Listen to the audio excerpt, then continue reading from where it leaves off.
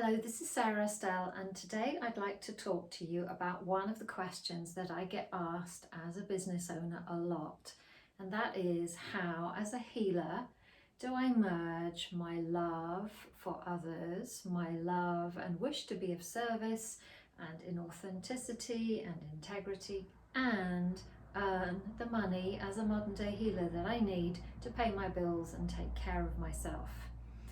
So it's something that I used to be really not very good at all.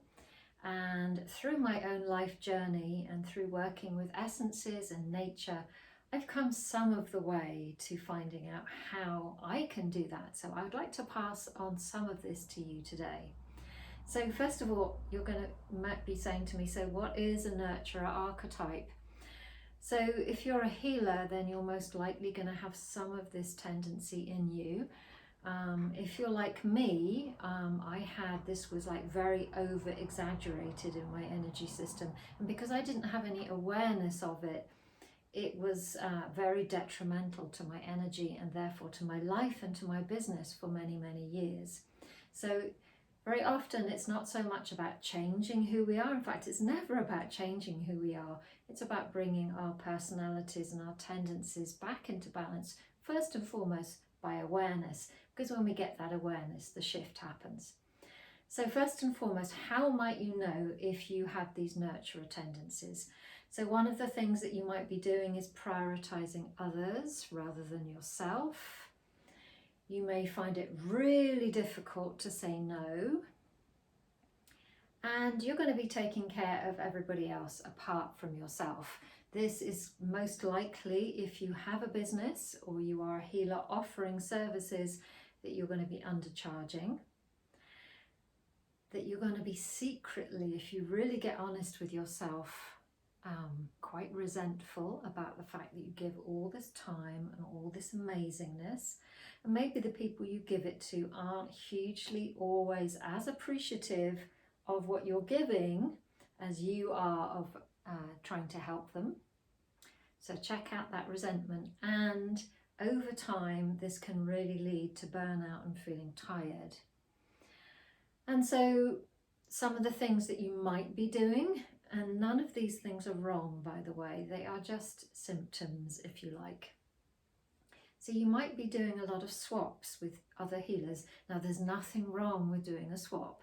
I did one of those recently myself and it was super, super fun. However, if you're struggling financially and you want to leave that job or really allow yourself to take care of yourself and your family in more aligned ways, then doing swaps all the time isn't going to put food on your table.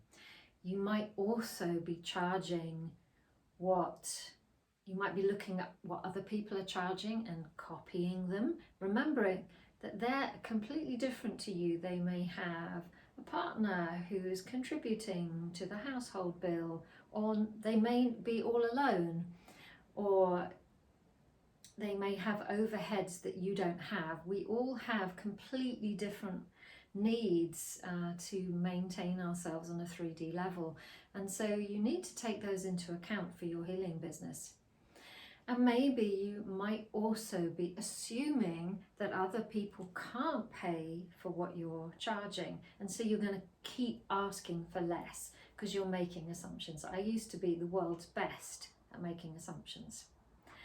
So how do you get through all of this? Well, it's a lifetime journey, but the place to start is always, here are two things. First of all, it's a journey of self-worth and of self-love.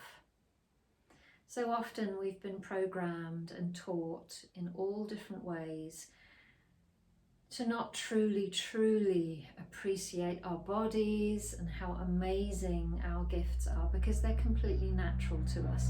We haven't taken the time to really say, wow, I've got something that nobody else has got. So your journey starts with always loving yourself to the best of your ability in any moment. The second thing is, on a more practical level, is rather than focusing on what you're going to charge, really think about the transformation that you offer. when the person comes to you with this energetic frequency and they leave with this, that's what you're looking to help the person go from here to here. And I know when I've had a bad back or where I've been very anxious, I wouldn't really have bothered too much. If I knew that that person could help me, I would have paid probably far more than they were asking, because I just wanted to feel different, to be in that different energetic frequency. So self-love and focus on the transformation, not so much on the price.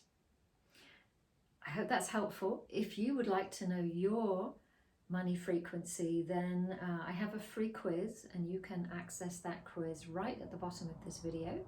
My money frequency is Nurturer. What's yours? I'd love to know, and you can find out for free below. I hope that's been useful for you. Please do let me know. Many blessings.